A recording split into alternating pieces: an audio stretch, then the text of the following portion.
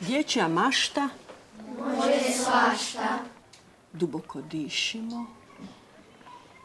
Zatvaramo oči. Širimo ruke i postajemo ptica. Letimo iznad dvorišta i gledamo djecu kako se igraju. Letimo iznad grada i evo nas iznad šume.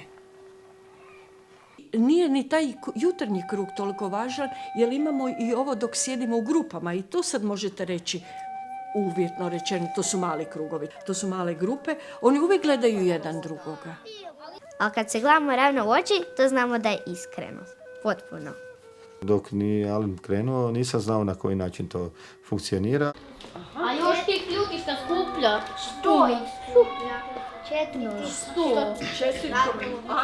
Još ima duplića, pa to onda nije 410, nego može biti puno više.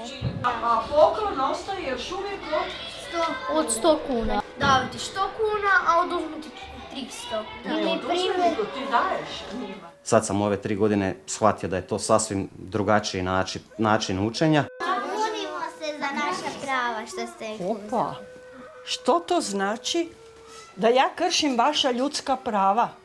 Mislim da naprosto na taj način, na neki način mi djecu odgajamo za budućnost. Da budu ravnopravni članovi ovog društva.